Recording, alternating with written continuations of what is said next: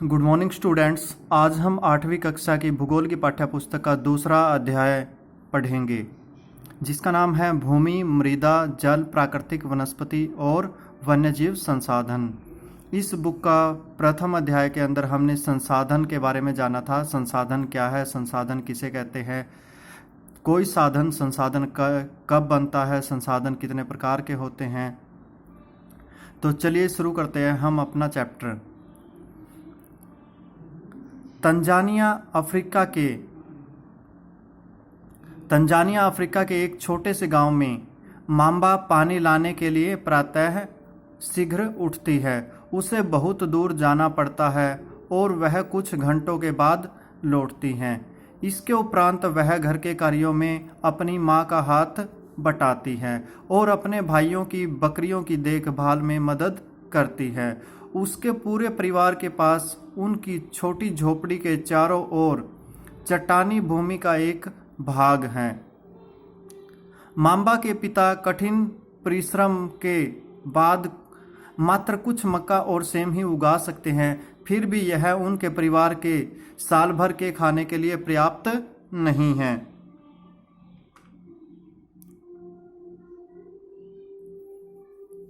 यहाँ पर हमें एक एग्जाम्पल दिया गया है अफ्रीका के अंदर जो एक लड़की रहती है उसके परिवार का, वो किस तरह से अपना गुजारा कर रहे हैं या वो किस प्रकार के पर्यावरण के अंदर रहते हैं। अब दूसरा उदाहरण दिया गया यहाँ पर पीटर का। हमने एक मांबा का पढ़ा, दूसरा पीटर का पढ़ते हैं। पहले पीटर न्यूजीलैंड के भेड़ पालन प्रदेश के मध्यवर्ती भाग में रहता है जहां उसका परिवार ऊन प्रक्रमण करने का कारखाना चलाता है। प्रक्रमण का अर्थ है यहाँ पर कि भेड़ जो होती है, भेड़ों के बालों से ऊन बनती है, तो उसकी जो पूरी प्रोसेस होती है उस प्रोसेस को हिंदी में प्रक्रमण बोलते हैं कि भाई उसकी रंगाई तक की, भेड़ों के बाल काटने से लेकर रंगाई तक की, उसके ऊन के धागे बनाने तक की जो पूरी प्रोसेस है उसके बारे में। प्रतिदिन जब पीटर स्कूल से लौटता है वह अपने चाचा को अपनी भेड़ों की देखभाल करते हुए देखता है। उनका भेड़ों का बाड़ा कुछ दूरी पर पहाड़ियों से लगे हुए एक विस्तृत घास के मैदान पर स्थित है। भेड़ों का बाड़ा क्या होता है? वह स्थान होता है जहां पर पशुओं को रोका जाता है। उसके चारों तरफ बाड़ लगाई जाती है, तार वगैरह कटीले लगाए जाते हैं, इसलिए उसे बाड़ा कहते हैं। वहां नवीनतम प्रौद्योगिकी का उपयोग करते हुए एक वैज्ञानिक विधि से इसका प्रबंधन किया जाता है। पीटर का परिवार जैविक कृषि द्वारा सब्जियां भी उगाता है। तो इन दो उदाहरणों से हम क्या समझते हैं अभी देखिए। मांबा और पीटर विश्व के दो विभिन्न स्थानों में रहते हैं और उनके जीवन व्यतीत करने में बहुत अंतर है। यह विभिन्नता भूमि की गुणवत्ता, मृदा, जल, प्राकृतिक वनस्पति, प्राणियों और प्रौद्योगिकी के उपयोग की भिन्नता के कारण है। इन स्थानों पर एक दूसरे से भिन्न होने का मुख्य कारण इस प्रकार के संसाधनों की उपलब्धता है। तो यहाँ पर बताया गया है कि जो मांबा और पीटर उनके दोनों में जो जीवन में अंतर है वो किसके कारण है? वो वहाँ की जहाँ पर जिस प्रकार का वो जीवन व्यतीत कर रहे हैं, यह भी भिन्नता उनकी भूमि की गुणवत्ता के कारण है कि उनकी भूमि किस प्रकार की है, समतल है, पहाड़ी है। यहाँ पर बच्चे एक बात का और ध्यान रखें, सामान्यतः हम भूमि और मृदा या मिट्टी को समानार्थी मानते हैं, लेकिन भूमि और मिट्टी के अंदर फर्क होता है। भूमि की जब बात हम करते हैं तो वो सारी भूमि आ जाती है या धरती हम कह सकते आ जाती है।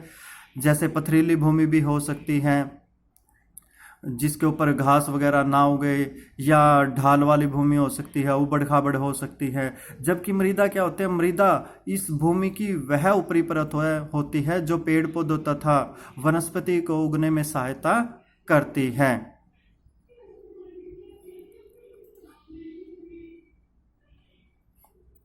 हम जान रहे थे इन दोनों के बारे में कि इन दोनों का जीवन व्यतीत करने का जो अंतर है वो क्या है? भूमि की गुणवत्ता, मृदा, जल, प्राकृतिक वनस्पति, प्राणियों और प्रौद्योगिकी के उपयोग की भिन्नता के कारण है। इन स्थानों का एक दूसरे से भिन्न होने का मुख्य कारण इस प्रकार के संसाधनों की उपलब्धता है कि जो मिट्टी को हम कह सकते हैं संसाधन या जल, इनके अंदर जो अंतर है उसी के कारण जो जीवन शैली है वो भी प्रभावित होती है। और इसी के कारण जो एक फैक्ट दे रखा है, क्या आप जानते हैं विश्व की 90% जनसंख्या भूमि क्षेत्र के 30% भाग पर ही रहती है। ऐसा क्यों है? इसका सीधा सा कारण हम कह सकते हैं, वो ये कह सकते हैं भूमि की गुणवत्ता, मृदा, जल, प्राकृतिक वनस्पति, प्राणी और प्रौद्योगिकी के उपयोग की भिन्नता। इसी के कारण जो क्या है, विश्व की 90% जनसंख्या सिर्फ 30% भाग पर रहती है। शेष 70% भूमि पर या तो विरल जनसंख्या है या वह निर्जन है।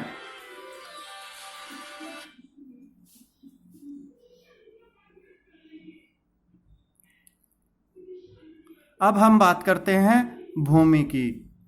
सभी महत्वपूर्ण प्राकृतिक संसाधनों में भूमि भी शामिल है। भूपृष्ठ के कुल क्षेत्रफल का लगभग 30% भाग भूमि है। यही नहीं, इस थोड़े से प्रतिशत के भी सभी भाग आवास योग्य नहीं हैं। अगर हम पृथ्वी की बात करें तो हमारी पृथ्वी के ऊपर जो धरातल है वो सिर्फ 30% है। बाकी 70% हिस्से के ऊपर जलीय भाग है, जिसमें महासागर आ जाते हैं।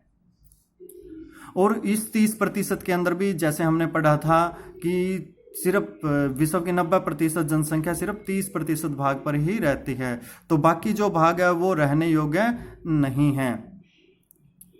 यहाँ एक चित्र दिखा रखा है ऑस्ट्रिया में साल्जबर्ग। आप इस चित्र में भूमि के कितने उपयोग पहचान सकते हैं? तो अभी हम आगे देखेंगे। यहाँ चित्र की बजाय भी आप अपने गांव के अंदर भी देख सकते हैं हम भूमि का उपयोग किन किन कामों के लिए करते हैं। जैसे इसमें खेत भी दिखा रखे हैं, यहाँ पर आबादी की जो बस्तियां हैं वो भी दिखा रखी हैं, पेड़ पौधे लगे हुए हैं, जलीय भाग भी है। तो बहुत सारे उपयोग करते हैं। आपको इस चित्र की बजाय भी आप अपने आसपास भूमि के उपयोग देख सकते हैं। मुख्यतः भूमि और जलवायु के भिन्न भिन्न लक्षणों के कारण विश्व के विभिन्न भागों में जनसंख्या का वितरण असमान पाया जाता है। उबड़ खाबड़ स्थलाकृति, पर्वतों के ढाल, जलाक्रांत संभावित निमन क्षेत्र। जलाक्रांत संभावित निमन क्षेत्र का मतलब है ऐसे क्षेत्र जो निचले इलाकों में होते हैं, जहां पर जब बारिश होती है तो पानी भर जाता है, वहां पर जल भराव हो जाता है, वो वाले क्षेत्र। मरुस्थल क्षेत्र एवं सघन वन क्षेत्र सामान्यतः विरल अथवा निर्जन है। विरल का मतलब है जहां पर बहुत कम पाए जाते हैं लोग, और निर्जन का बिल्कुल ना, जहां पर है ही नहीं एक तरह से, जैसे हमारा अंटार्कटिका जो महाद्वीप है वहां पर। उर्वर मैदानों और नदी घाटियों में कृषि के लिए उपयुक्त भूमि उपलब्ध है। उर्वर का अर्थ होता है जो उपजाऊ मैदान होते हैं, और नदी घाटियों में कृषि के लिए उपयुक्त भूमि उपलब्ध है। इसलिए ये स्थान विश्व के सघन बसे क्षेत्र है। क्यों है ये? क्योंकि नदी जो उर्वर मैदान है या उपजाऊ मैदान है, और नदी घाटियों में एक तो जो फसल के उगाने के लिए हमें मिट्टी चाहिए वो उपलब्ध होती है, दूसरा जल की उपलब्धता की यहाँ पर कमी नहीं होती, और जल का प्रयोग हम बहुत सारे कामों के लिए करते हैं। अब हम बात करते हैं भूमि उपयोग की।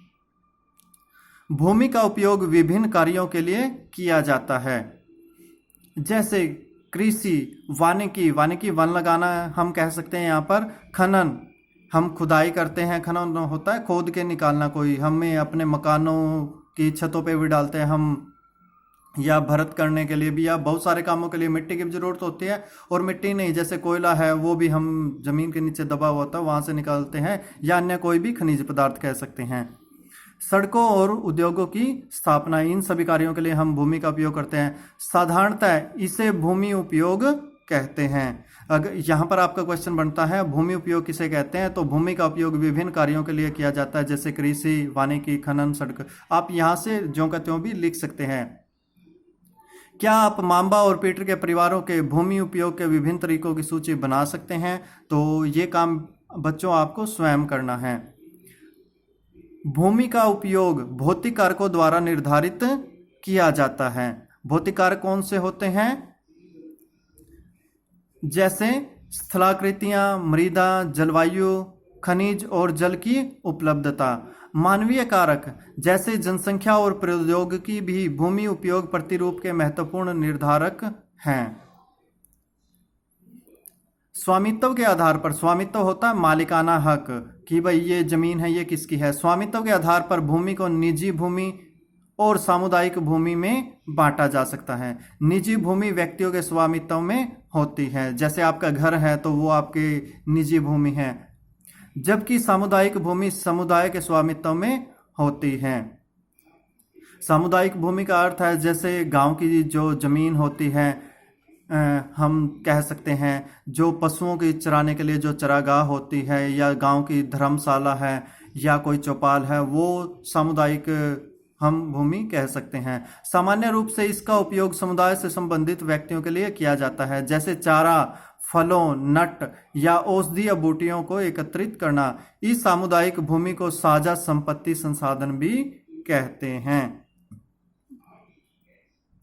जनसंख्या और उनकी मांग सदैव बढ़ती रहती है, लेकिन भूमि की उपलब्धता सीमित है। स्थान के अनुसार भूमि की गुणवत्ता में अंतर होता है। लोगों ने सामुदायिक भूमि पर व्यापारिक क्षेत्र बनाने, नगरीय क्षेत्रों में घर बनाने और ग्रामीण क्षेत्रों में कृषि योग्य भूमि का विस्तार करने के लिए अनाधिकृत हस्तक्षेप करना शुरू कर दिया है। अगर आप देखोगे पहले हर एक गांव के बाहर कुछ खाली जमीन होती थी, जहां पर, या खासकर जहां पर गांव के अंदर जोहड़ होता था उसके चारों ओर, जैसे हाट गांव के अंदर है, अभी बहुत सारी जमीन है वो खाली है, तो वहां पर पशु बैठते थे या पशुओं को चराया जाता था। लेकिन जनसंख्या बढ़ने के कारण मनुष्य की आवश्यकताओं की पूर्ति करने के लिए उस जमीन को खेती योग्य जो भूमि है उसके अंदर कन्वर्ट किया जा रहा है या बदला जा रहा है, ताकि उसके अंदर खेती करके मनुष्य की जो भोजन संबंधी आवश्यकताएं हैं उनको पूरा किया जा सके।